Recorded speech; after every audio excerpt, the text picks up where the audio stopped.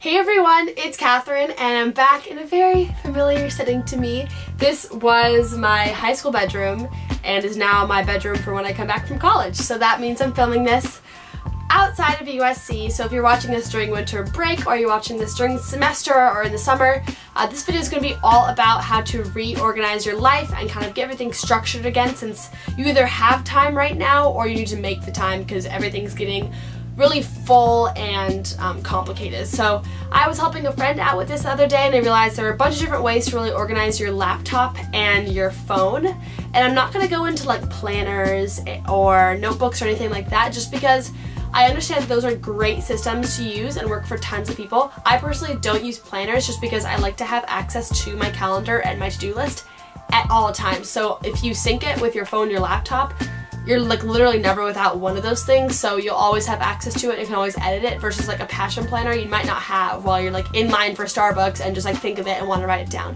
So that's why I use those two devices. If you want to get a glimpse into my life and you know what's actually going into these calendars, I've actually been vlogging every single day of December for Vlogmas.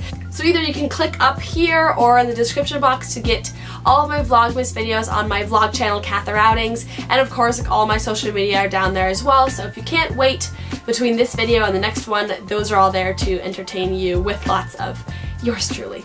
So let's get into my tips. So number one, the first step to kind of reorganizing your laptop and tech devices, I would say, is to start using multiple desktop backgrounds. Most of us, or I did at least for like the first 3.5, 4 years, just use the one desktop. You have one background, you just always open up tabs on that, and you'll have like 30 shopping tabs on like one screen. You just like minimize the window and just keep everything kind of running on one screen.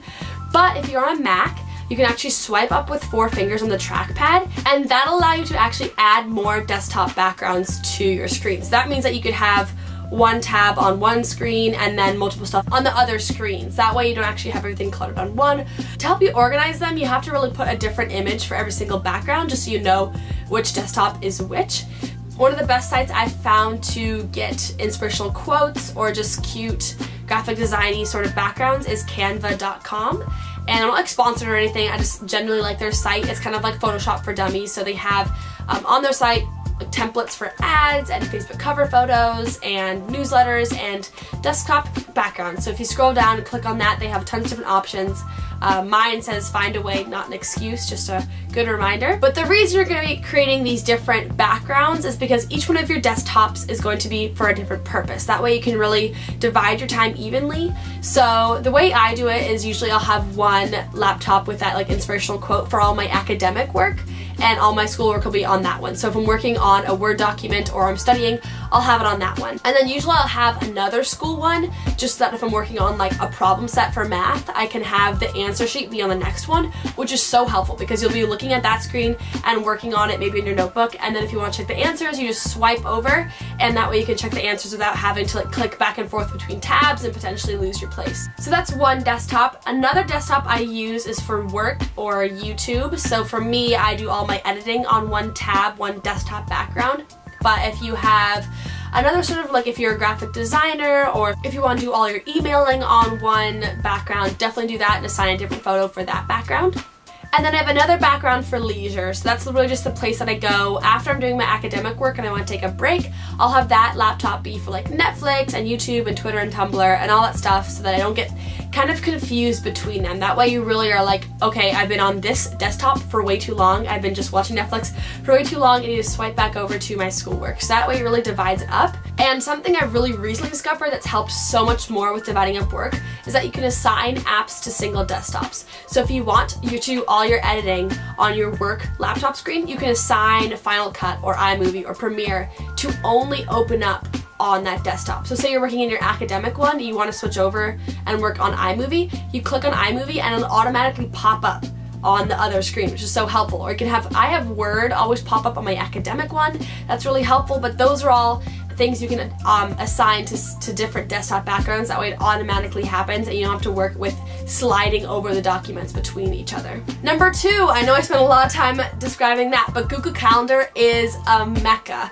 Google Calendar is your second step to really organizing your life. I know people that don't use Google Calendar, and I am honestly appalled at how they get through their days, because I am checking my Google Calendar every single night before the next day, because if I forget to bring something for something I have on my schedule, or forget to wear a certain outfit or a name tag for a different event I'm having that day, that can like really screw up my entire day. So Google Calendar is so important. So if you want to start from scratch, you have really never done your Google Calendar, or it's not organized and you want to redo it, I would start clean by inputting all of your classes. If you're a student like me, you're going to want to put in all your classes. I know at USC we actually have an app like someone created that actually, if you type in the link to your class schedule, it'll automatically input them all with the location and the time and the professor, and automatically makes them for your entire semester.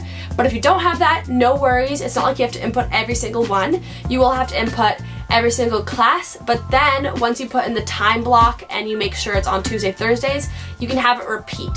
So there's a repeat setting on Google Calendar. It'll have it repeat every single week until this date, or you can have it go on forever, or you can have it repeat just 4 times if the class is like only a month-long class or something. And then I would recommend making one color for every class. So if you have biology in green on Tuesday, Thursdays, and then math in yellow on Monday, Wednesdays, you can really tell how much is devoted to each. It makes it easier on you, and then you can even color code your homework with those colors as well. And you also want to make sure you're plugging in important dates. So any midterms, finals, projects, presentations, dates when there's no class, you want to remove those so you don't have to show up when you don't have to. All of that you have to manually input at the beginning of the semester, because I guarantee you, you're going to forget later in the semester.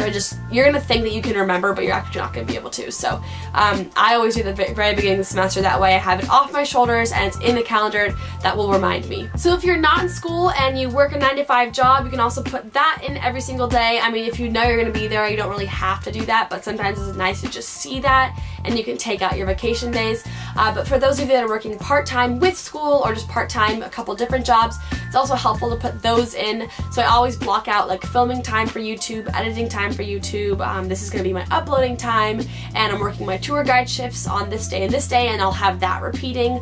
So if you really want to set up a schedule, repeating is the way to go, especially for a job. And then the last thing I added to my Google Calendar, just kind of like as a structured set thing for the semester, was football games. So if you're part of an organization, or there's an event that happens like every single weekend, but you don't know what time, a lot of times you can just Google the event. So Google like your school's football games, or NFL football games, or like a TV show, and you can add that to your Google Calendar, and you don't have to input anything yourself. It'll input itself into your calendar, and you can actually click it on the side and make it disappear if you don't want to see it. So those are always helpful to input, just so you have those in the back of your mind.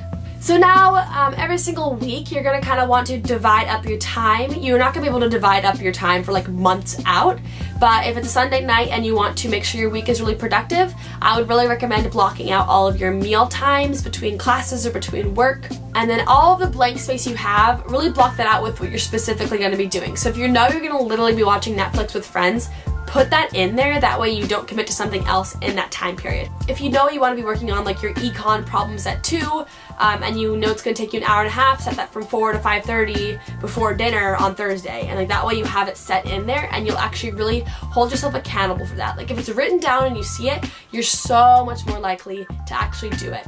So don't just say work on homework. Literally write down the class, the assignment, block it up. If you're only going to be emailing for 15 minutes, just put that in there. That way you really can stick to your schedule, and you can even put reminders so that every single minute it's kind of like updating you with how much time you have left. That being said, make sure your alerts are all correct. I took off all of my alerts for my classes just because I knew when my class was, so I didn't need to be told like half an hour before that I have that.